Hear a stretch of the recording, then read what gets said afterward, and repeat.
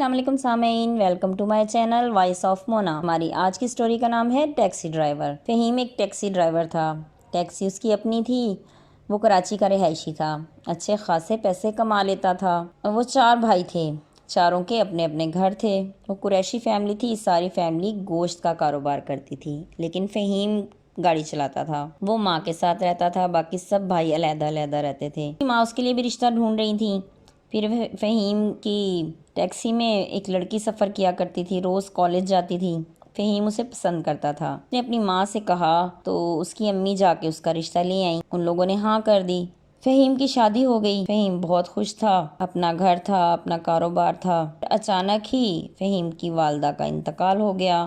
انہیں heart attack آیا تھا۔ ماں کے جانے کے بعد فہیم کی دنیا ہی بدل چکی تھی۔ وہ سب سے چھوٹا تھا اور اسے ماں سے پیار بھی بہت تھا۔ باپ کا تو کافی عرصہ پہلے انتقال ہو چکا تھا۔ ماں نے محنت مشقت کر کے لوگوں کے کپڑے سی کے پالا تھا فہیم کو، اور فہیم کو گاڑی بھی ماں نے ہی لے کے دی تھی۔ فہیم اب 5 وقت کا نمازی بن چکا تھا اور اللہ کے ذکر میں بھی مشغول رہتا تھا۔ وہ ماں کی قبر پہ روز جاتا۔ وقت گزرتا گیا۔ فہیم کے 4 بچے ہو گئے، 2 بیٹیاں اور 2 بیٹے۔ سائمہ نے گھر سنبھال رکھا تھا۔ وہ ہر ممکن کوشش کرتی فہیم کو خوش رکھنے کی۔ فہیم بھی خوش تھا، لیکن اس میں بہت بڑی تبدیلی آ چکی تھی۔ سائمہ پڑھی لکھی تھی، بچوں کی بہت اچھی تربیت کر رہی تھی۔ وقت گزر رہا تھا، بچے پڑھ رہے تھے۔ پھر فہیم اچانک ہی بیمار ہو گیا۔ سائمہ بہت زیادہ پریشان ہو گئی۔ خیر، فہیم کے بھائیوں نے اس کا بہت خیال کیا، اس کا علاج کروانے لگے۔ وہ 1 مہینہ ہسپتال میں رہا۔ اس کی ٹیکسی بھائیوں نے کرائے پر دے دی۔ فہیم کے سسرال والے بھی پورا ساتھ دے رہے تھے۔ فہیم کی ساس ان کے پاس ہی رہ رہی تھی۔ گھر میں کسی چیز کی کمی نہیں تھی۔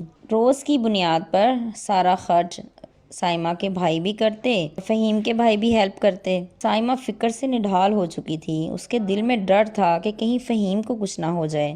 کسی چیز کی کمی نہیں تھی۔ فہیم ٹھیک ہو رہا تھا۔ پھر خدا خدا کر کے فہیم ٹھیک ہو کے گھر واپس آ گیا۔ وہ بہت کمزور ہو چکا تھا۔ سائمہ اسے دیکھتی تو رونے لگتی۔ سب نے دلاسا دیا کہ اللہ صحت دے گا، دعا کرو۔